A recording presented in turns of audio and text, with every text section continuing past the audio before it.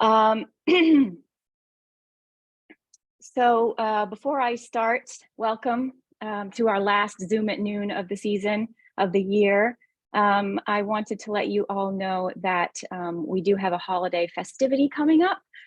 So save the date for Saturday, December 10th. We'll be having Santa Day indoor this year in the Skolfield-Whittier House, along with a holiday open house from 10 to 1. And then we're really happy to announce that we are bringing back our Skolfield After Dark members only holiday party.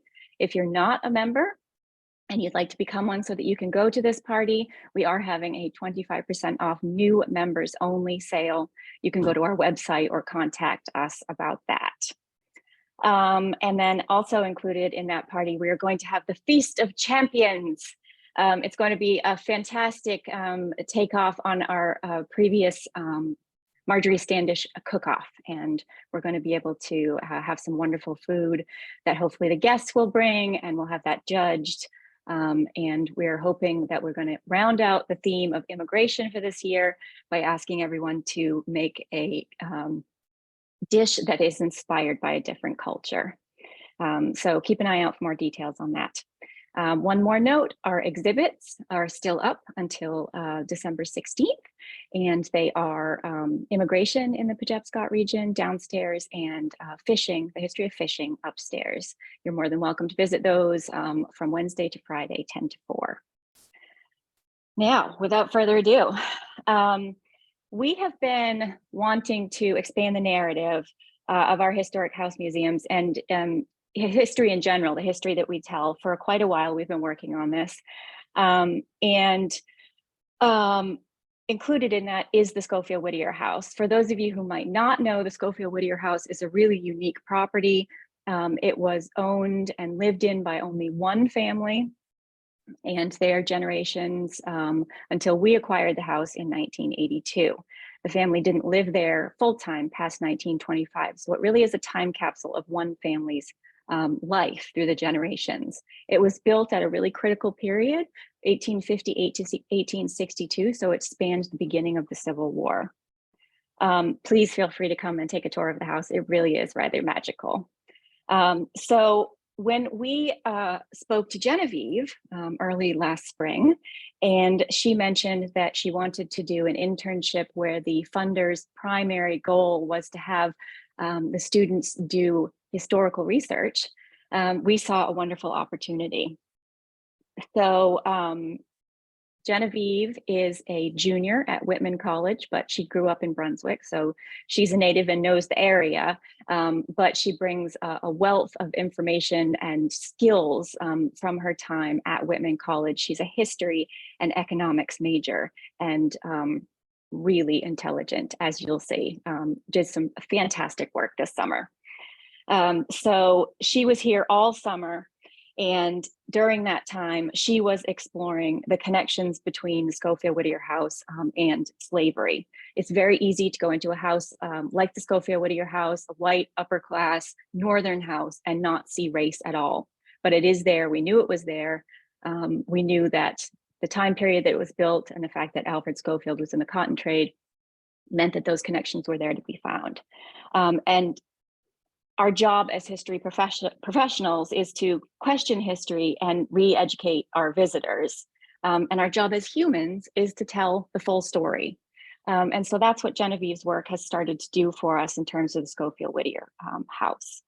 It's a really critical component that offers a foundation for further scholars, volunteers, visitors to ask those questions. And because of that, she wants to make sure that everyone has access to this. So after the talk, everyone will be emailed her report, which goes even farther in depth than her talk will today. And it will also be accessible on our website. So I'm going to let Genevieve take it from here. And afterwards, we will have a question and answer period that I'll moderate. So take it away, Genevieve. Wow, thank you so much, Amy, for that introduction. That was lovely. I really appreciate it. I first want to thank PHC for being amazing hosts of me and allowing me to do this research and, you know, be there every day over the summer, basically doing tours and doing this research. And it really gave me unlimited access to whatever I want to see. And as an undergrad, this has been incredible. This is the kind of work that undergrads usually get to do. So I just want to give my huge thanks to them for allowing me to be part of this for so long. I'm going to get my little presentation up and running. Here we go. Okay. So thank you everyone for coming. I really appreciate you giving your Friday or Thursday to me. A bit of a time change here. I'm in Washington right now. I'm in the library of my school. So that's like what the context is of where I'm presenting you from. But the research I did over the summer is what's kind of grounding me here in this moment. And my goal from the beginning has been to add complexity and context to the Skolfield narrative. Brunswick and more broadly Maine has widely been associated with abolition, and that's been great. That's not the full story. And I've always wanted to add more context to how the economics of Maine, how the society of Maine, how the politics of Maine have always been tied to slavery, and enslaved people have been part of our history since the beginning. And I really want to bring that back as a basis for this kind of research and understanding. And of course, Northerners, like the Skolfields, had a big stake in the continuation of slavery and profited from it. So not only were they complicit, but they were benefiting from slavery. And that's the kind of basis for my understanding as a historian, and that's what it's been. I want to first bring us into a few historical events that bring context.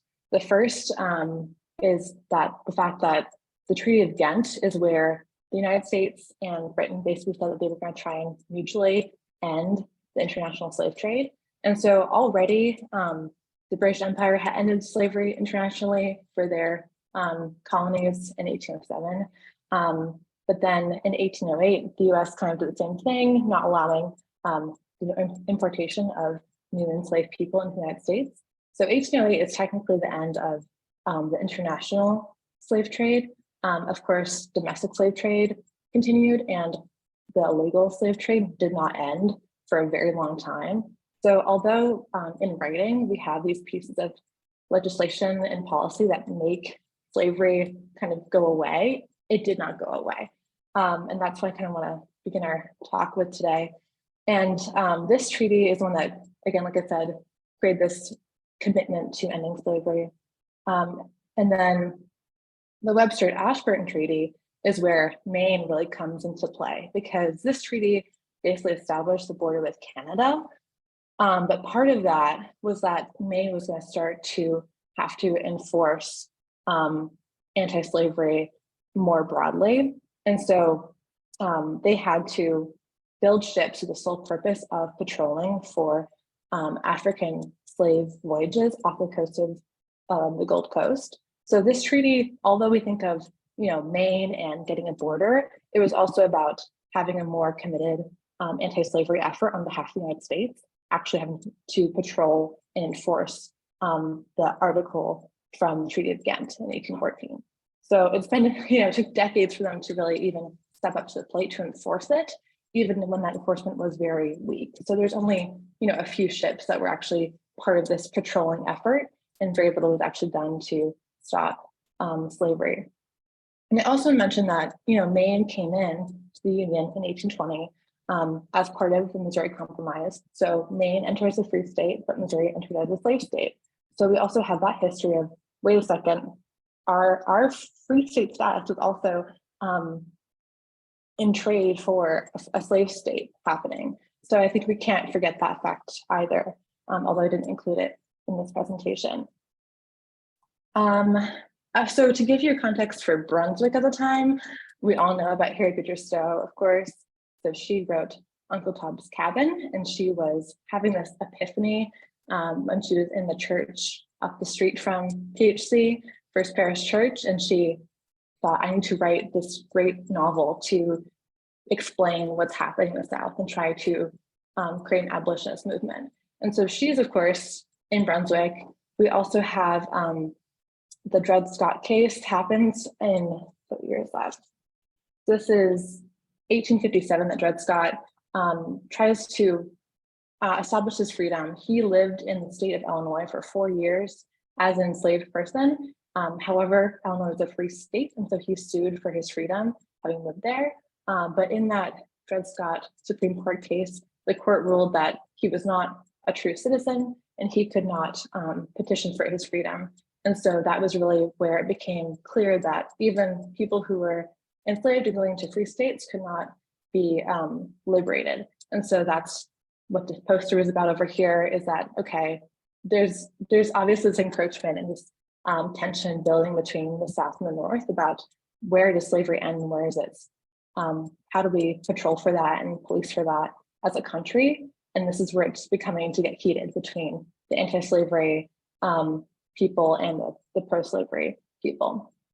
And then the painting on the bottom over there is the Amistad, and that is a ship that was carrying enslaved people. And that ship had a rebellion. And so the people on board rebelled against their captors successfully, and they successfully went to court and achieved their freedom. So there was also cases of success in these years too.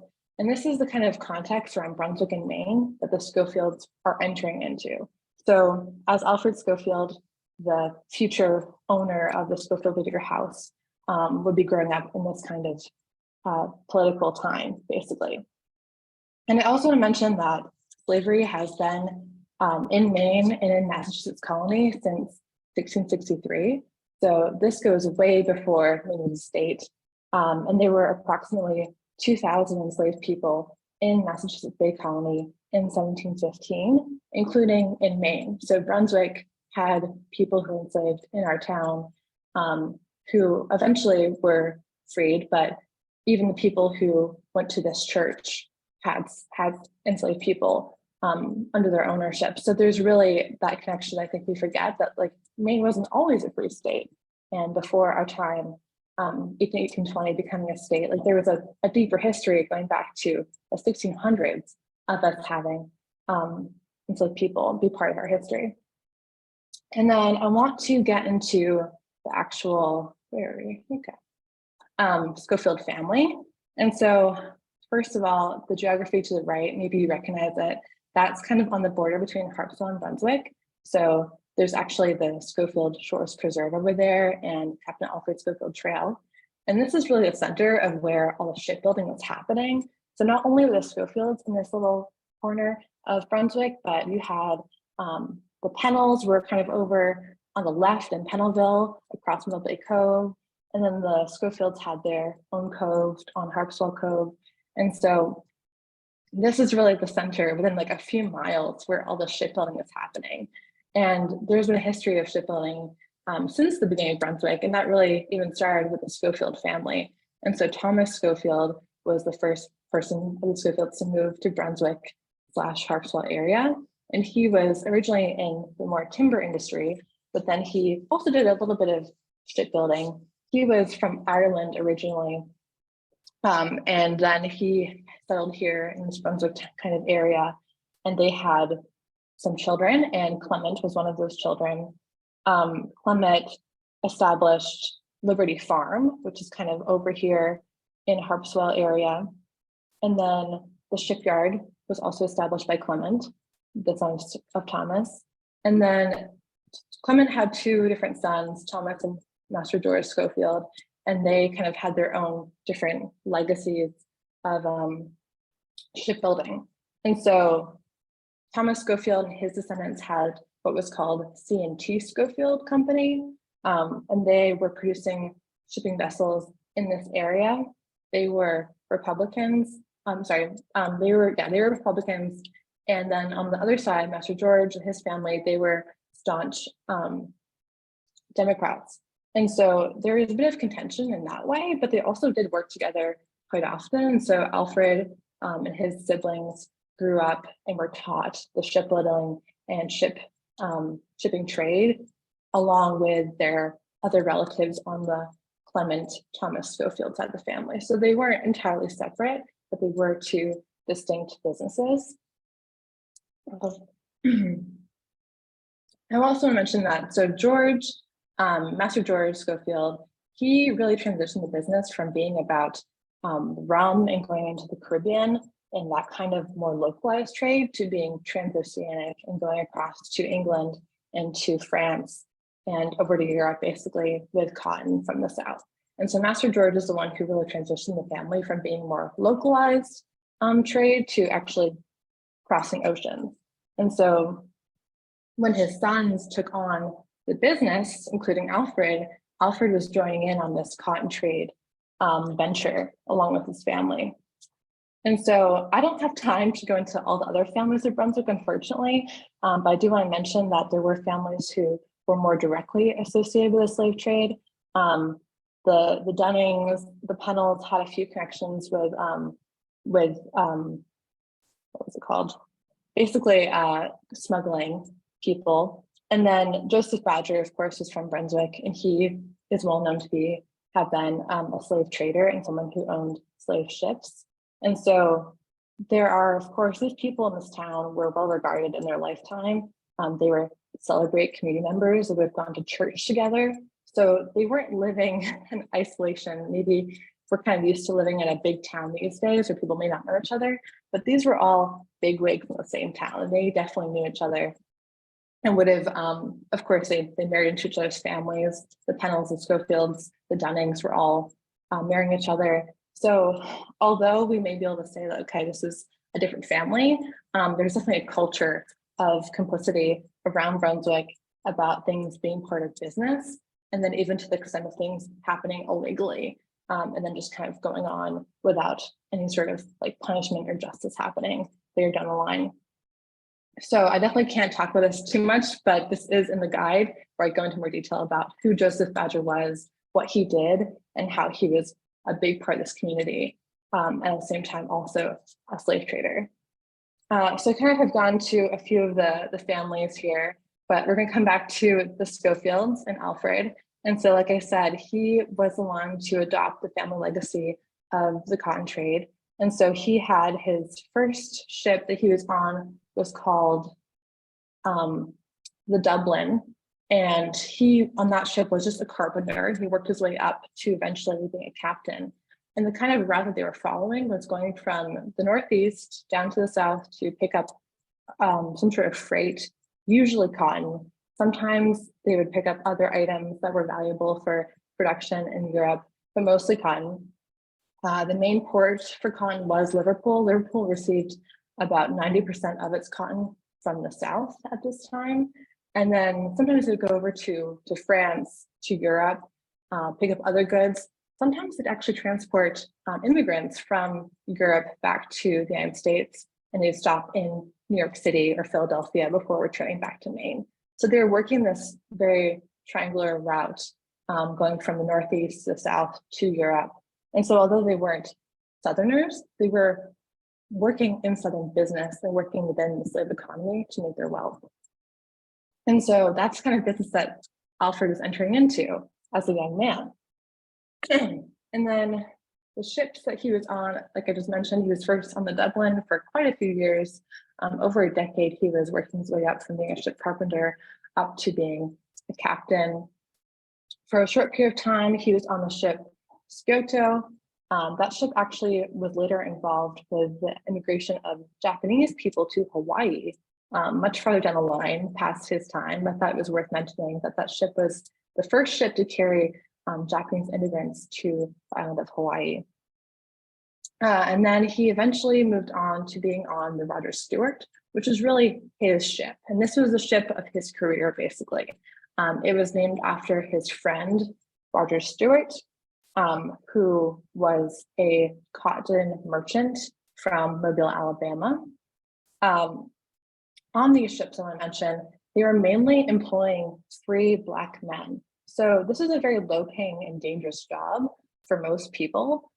However, if you were a free Black man on land, you would usually be getting half the pay of your white peer. And so this was actually a pretty profitable job with a lot of freedom involved because you got to travel, you got to get out of the United States for a bit.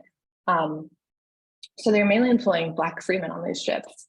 And when this ship sunk, actually, there were 21 Black sailors aboard, and that was in 1860. And so now that was not under Alfred Skolfield, but under Captain Roger Turner is when the ship was lost. But going back to the original founding of the ship and its inception, it was Roger Stewart was the namesake of it, and they were good friends. This is the painting that hangs in the sitting room of Skolfield-Whittier House above the piano. And then on the right, there's a speaking trumpet in the drawing room. And the speaking trumpet was a gift from Roger Stewart to Alfred as a thank you present for naming a ship after him. So you can tell how deep this relationship was. It wasn't just business partners, they were friends. And so it's presented to Captain Alfred Skolfield, with the year dated. And so this is really the key connection that I took on when I was at PhD, was how was this man connected to his friends in the South, and how were they working together and profiting from each other, and basically creating this slave economy triangle trade. I also have a slide to talk about Roger Stewart and where he was living at the time. He had this very Southern plantation style home near Mobile called Stewart Field. And so at the time, Mobile was a pretty dank city. And so there's a lot of disease and cholera outbreaks would come through pretty frequently. And so the people who had the means to do it would often flee into the hills, basically up to Spring Hill, which you have on the map on the left. The people who are wealthy enough would kind of try and flee and build these more plantation style cottages, they would call them, as summer homes. And so this is the home that Roger Stewart lived in until his death. And he only lived into the age of 37 before dying of alcoholism. He was actually originally an immigrant from Scotland, which was really a big part of his persona when he lived in Mobile. He would have huge parties, this racing track around the house would host horse races. So this is a home of prestige, but also of, wealth and people celebrating having wealth.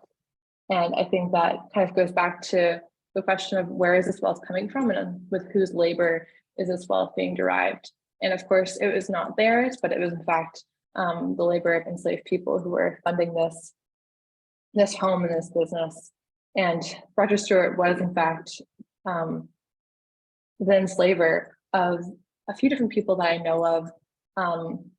This is the slave registry basically for that 1850. And so you can see here Roger Stewart's name and then listing the people under him in their ages, basically. So 3 women and 2 men are included here. And then also in the will, in his final will, he does mention how he's going to basically give his property away. I don't really know exactly who would have been included within that property at the time, but he does make it very clear about who is going to inherit the property, which I assume would also include the enslaved people as part of that. And he eventually gave that property to the Reed family, and the Reed family was another one of the families that was associated with Alfred Skolfield, and was another family that was basically trading cotton in the South. So they all knew each other and were close enough to put each other in each other's wills. So that's kind of a point I wanted to make there. Let's see. So the next ship after the Roger Stewart that Alfred was on was called the John L. Dimmick. And this ship was really the one that he was having the most conflict on, unfortunately, in terms of working with people who were Black free men. And I also mentioned that during this era, to basically sail and to be a free sailor meant that you had to have a protection certificate that you could show at a port saying that you were indeed a citizen and you were free and that you could be on board this ship. And so this is an example of one of those, and they give markers about the complexion of the person's skin, and they were trying to basically say that this person is free. And this is actually how some people escape slavery, is by borrowing someone else's protection certificate. That's how Frederick Douglass escaped slavery, is by borrowing someone else's certificate to basically use the train and try and smuggle himself out of slavery. And this is what, many people aboard this ship, John L. Dimmick, would have had on them, on their person at the time. And like I said, many of the people employed by the Skolfields were Black freemen. And then I want to get into a few of the different ways that the Skolfields came into conflict with their people of color who were working on their ships. One of those was an altercation in the city of Savannah in January 1860 between the first mate, William Forsyth, and a seaman named John Taylor. And so John Taylor refused to do some painting work on the ship, and there was an argument between the two men. The complaints were heard that from Taylor, the freemen, that they were in Georgia, a slave state, that therefore he felt unsafe and felt like the mate could do whatever he wanted to him as a white man. And so Taylor, the black freeman, slashed the mate's face with a knife, and then Captain Alfred had to disarm him and then eventually take him to court for assault and intent to murder. And that case did not, I don't know the results of that case. However, they were in Georgia, so I'm not entirely sure how that would have been handled at the time. But it really shows that Alfred was in the middle of these conflicts between race and between slavery and anti-slavery. And then another slide is, this is an event that happened in 1860 in the port of Genoa. And so the crew on board were basically finding out that they were going to a southern port.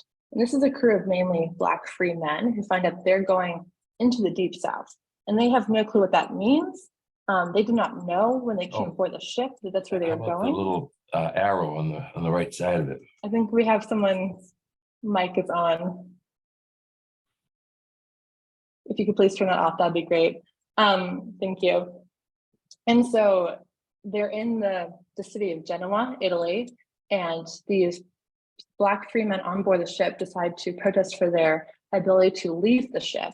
And then, of course, Alfred Skolfield is panicked by this, and so he goes to the American consul in Genoa that was at that time headed by W.L. Patterson, and they have this discussion with him. And basically, the decision is that there's no law protecting these men from having to not complete their contract just because they believe that they might be in danger going into the next port.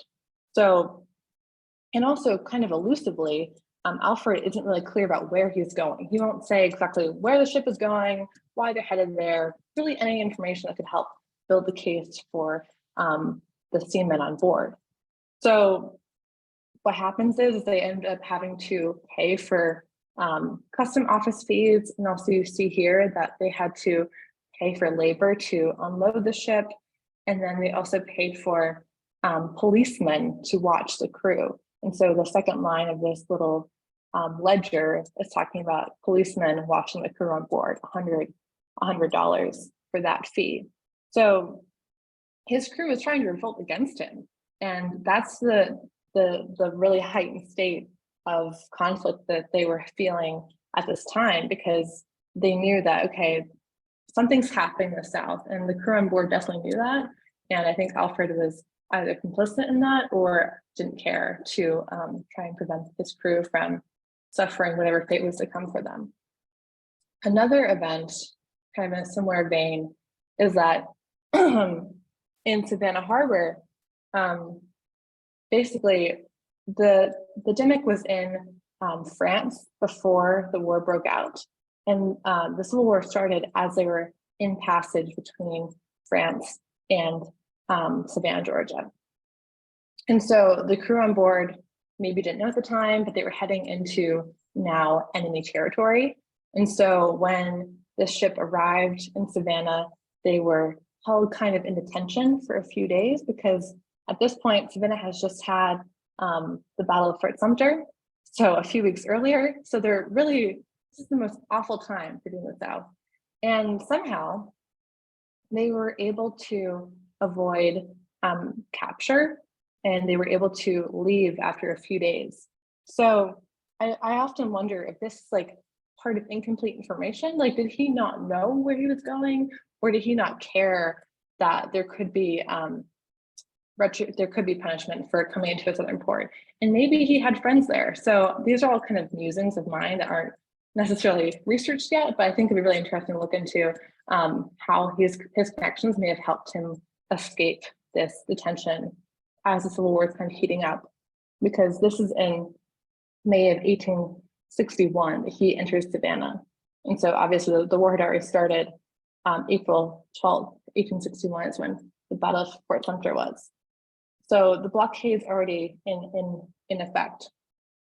And actually, back in Brunswick, Master George has sent a letter to his associate lander merchant that he wanted to send a boat out to warn the Dimmock that they could not come into port and they were going to be arrested.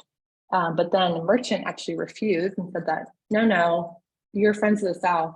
We're all friends. They'll be fine. Don't worry about it. And wouldn't warn the Dimmock of what was going to happen, or try and help out his associate. So what I kind of make of that is that there's at least some sort of loyalty there, and that they thought that like maybe they were going to be the exception from the rule because they had these friends in high places, that maybe they believed that they could. Which of course wasn't true. And the war eventually became much deeper of a conflict than I think anyone really anticipated it would become. And so with war on the horizon, this is a letter from Master George that tells us where the Skolfields basically sat in the conflict. They were deeply connected to slavery for their wealth. Their associates and their freight were born from slavery. And in this letter, he tries to persuade Alfred to sell the ship and cut his losses and return to safety back in Maine. And this is from July the 10th, 1861. And he's trying to persuade Alfred to sell the ship. And Alfred did actually pass on the ship when he arrived in England. But according to his descendants, it was because of an ear problem or some sort of health effect that made them concerned that he wouldn't make it to the port, and not because of some sort of concern about slavery or the end of the cotton trade. Because keep in mind here, suddenly the South is blockaded. You can't get to the cotton. Their main freight source at this time was cotton. So they're basically been cut off from their supply chain. But in this letter, we kind of get an idea that the fact that at least George Skolfield was very much against the abolition of slavery. And he compares this conflict to maybe becoming a 7-year war, which is basically meaning like it's going to be an all-encompassing conflict, and I don't want to be in the middle of it. And so not only is he complicit in it, but he's definitely not a supporter of abolition. In fact, he says this is an open violation of the law and Constitution of the United States, as Black Republican. And so Black Republican is kind of like a term to refer to the people in Congress who were supporting anti-slavery, not actually people of color who were Republicans. But as you can see here, so George, the father, is telling his son these kind of like serious thoughts as he's coming into the seeing the war on the horizon. And he also mentions in this letter that there's abolitionist sermons on Sundays in churches and people are leaving. So I think he may have had the perspective that there were people on his side, and there may have been. But we don't really know, I think, entirely what Brunswick's demographics actually were. I think that we now associate Brunswick as being abolitionist and having always been that way, always being the town of Harry Beecher Stowe and Uncle Tom's Cabin.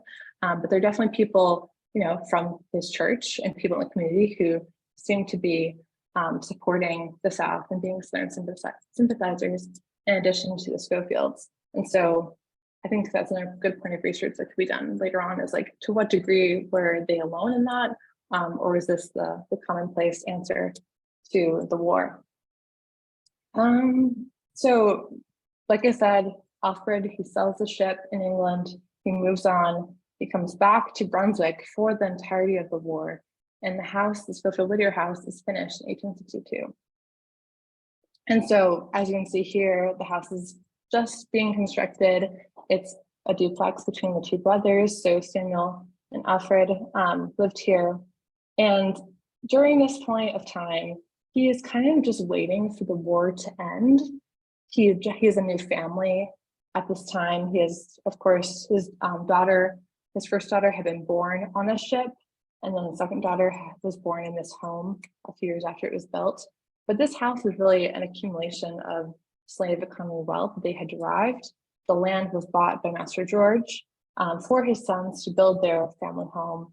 And then eventually the sons came back from the seafaring industry and built their legacy here.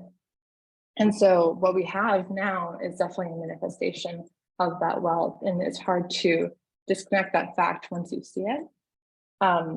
Eventually, Alfred and his young family decide to move to England in October of 1867. They moved to Liverpool, England, which again was a city he had often been to because he was transporting cotton from the south, usually to Liverpool. So he's back in a city he knows well. And this time he's working as a cotton kind of advisor and broker. And so he's helping people find ships and find their the cotton they want to buy, basically. And so he's become a businessman of sorts. He's living a more cosmopolitan lifestyle in the city. They actually have an office that's quite close to the exchange. So the cotton exchange is the picture in the very bottom. And that's where you'd have men come up to each other with different samples of cotton and saying, hey, I have this cotton, I have this cotton, this is better, buy the kind of cotton I have. And it was very like interpersonal. This is a time before, telephones and people calling to say, like, do you want to buy what I have? It was definitely a personal connection. So the closer your office was to the exchange, the better chance you had of making deals, and probably the more prestigious your company was. And so their first point of business was only a block away from the exchange. And I want to point out here that Liverpool had been a very sympathetic city to the south. There had been anecdotes that there were more Confederate flags in Liverpool than in the capital of the Confederacy. So this city was full of people who had profited from slavery and wanted to continue and felt they had a responsibility to be sympathetic to the South. And there's actually an office of the Confederacy across the street from the school office in Liverpool. So at the time that Alfred was coming in, across the street, the Confederacy was moving out of their office building. So it was kind of the unofficial office of the Confederacy where they would try and raise money from people abroad to support the South for buying weapons.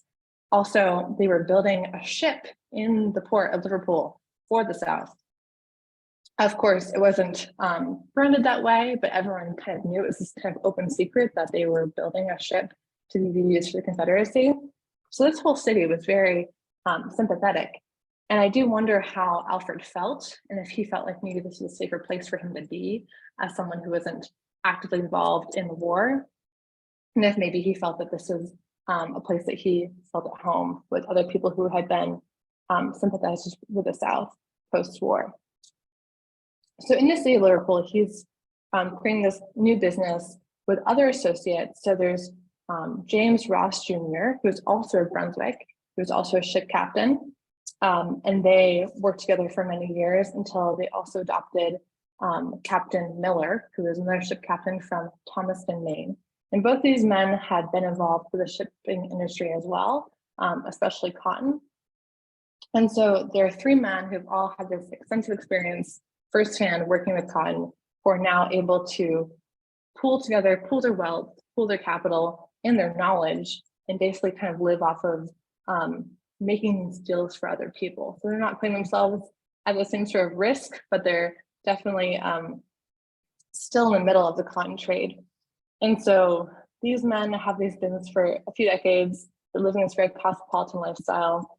At this time, the Skolfields are acquiring many of their furniture pieces. The carpet in the drawing room was actually purchased, custom made in Liverpool for the house. And they're also able to keep up leasing a home in England while also renting this house in Brunswick. So they were wealthy enough to have two homes basically, and they'd usually travel between England and the United States in the summertime to come visit. The young girls were actually going to private school, going to a fishing school in Liverpool. So they're living the most cosmopolitan life that you can imagine. And then bring that back home to Brunswick, Maine, which obviously was very foreign. But because of the slave economy, because of the wealth they were able to derive, they were able to build this kind of enclave of style in a still kind of rural town. And so I think it really highlights the fact that, this was an international business that they're entering, and they were able to leverage the connections and leverage their knowledge, even past the time of slavery, to make more money, basically. So although the time of slavery and that kind of cotton was over, there's still the cotton industry and their connections from the war and their capital that could take them to even greater lengths of wealth. And then when they returned home, the girls were already adults. So that was in 1885 is when the Skolfield family returned to Brunswick finally, after many years away.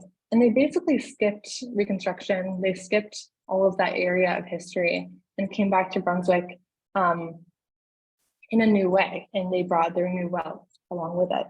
And you can see, if you look around the house, many pieces were from Europe. So they have tea sets in China and furniture that were either inspired by England or actually bought in Europe and England and brought back.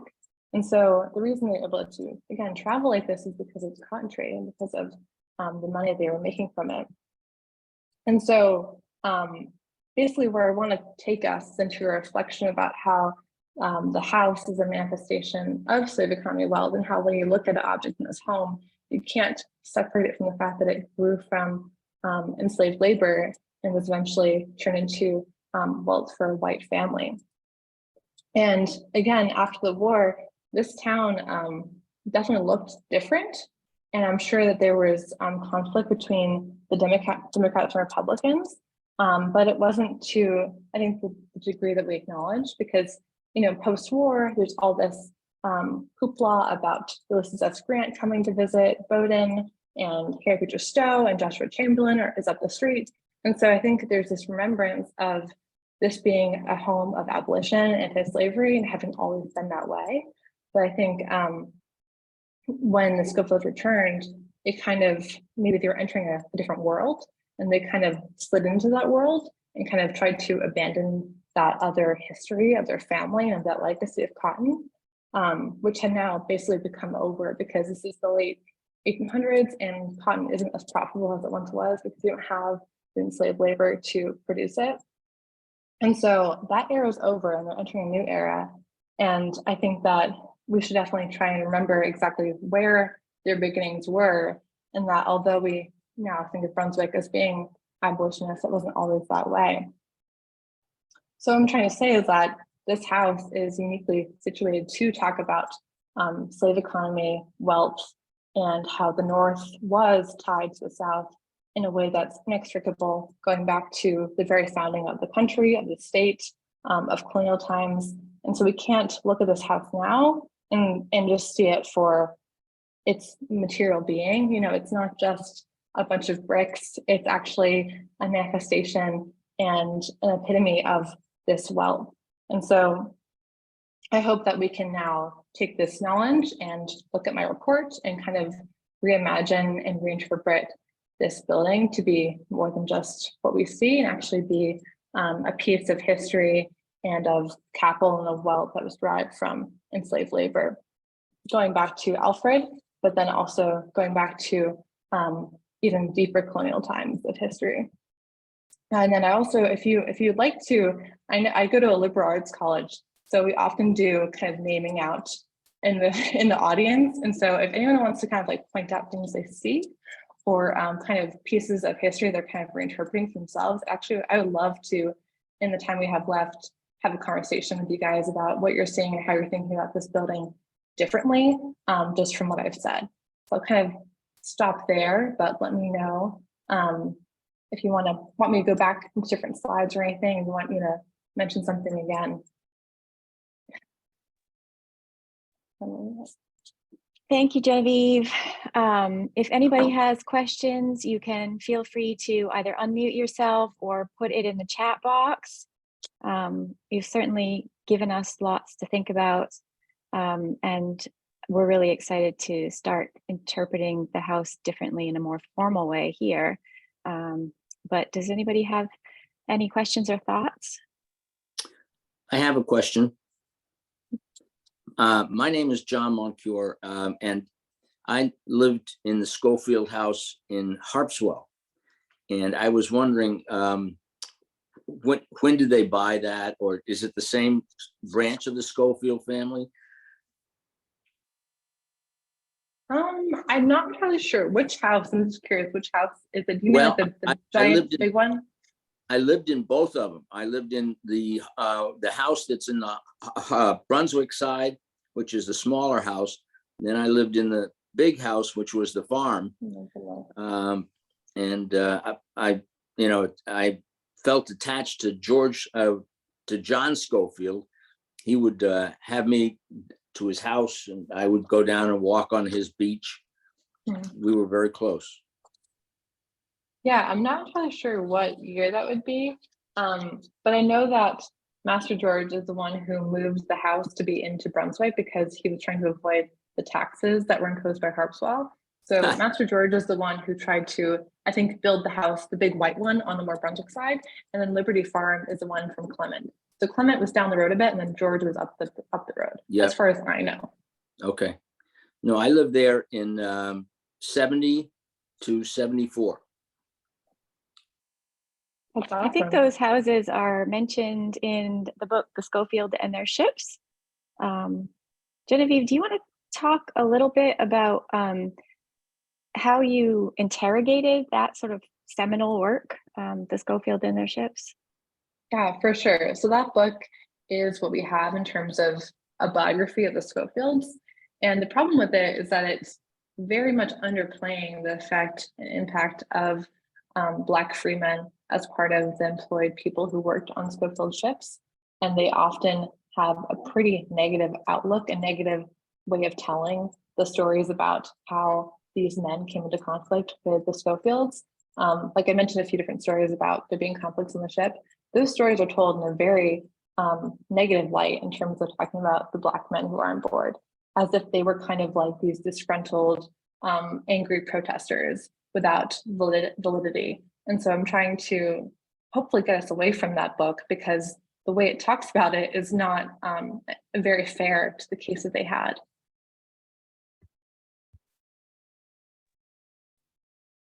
Any other questions or comments from the audience? Yeah, I have a comment. This was just wonderful. So most people like me are raised to think that, say, the Underground Railroad and abolitionism is a white project, and that's not the case. Here in Brunswick, we had a fairly large African-American community in East Brunswick. They were the conductors of the Underground Railroad here. And we think of Harriet Beecher Stowe, but she was just a bit player in this very important work. And so your work is really helping to bring this to the forefront, and I really appreciate it.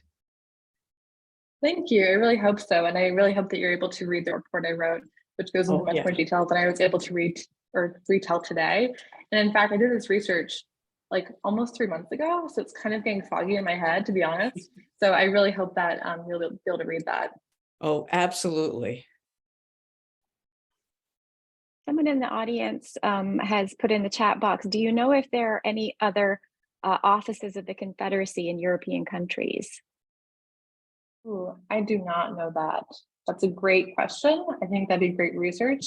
But Liverpool was really the place because it's cotton trade. So they picked that location because they were trying to keep making money, even though that there's technically a blockade, blockade in quotes, because the blockade was not effective and they were still able to ship cotton from the South to like Jamaica or like really any sort of city in the Caribbean, and then go up to England. So I think that was just kind of picked because it was where the cotton was, and they were trying to keep that money going. All right, I think we have time for one more question or comment if anybody has anything. Yes, Genevieve, in the discussion about the quasi-mutiny in Italy, the council seems to have extra legal powers over the crew. was that because they were African Americans, or was that a common? I'm curious about whether that was common, that seamen could be basically imprisoned by the council, the U.S. consul in a foreign country. It's certainly wouldn't happen today, but I'm curious about where that power comes from. I am not adept with law. However, I think the main point was that their contract was not over and therefore they could not leave.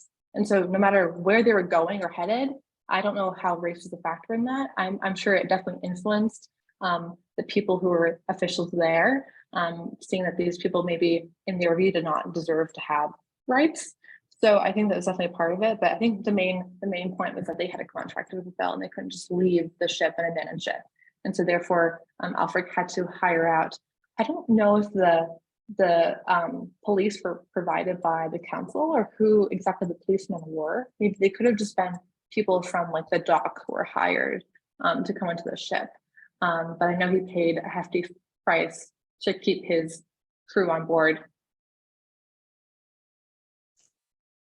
Thank you. There's a couple more questions here, but what I'm going to do is I'm actually going to encourage people to come to PhD and research the answer to those questions themselves.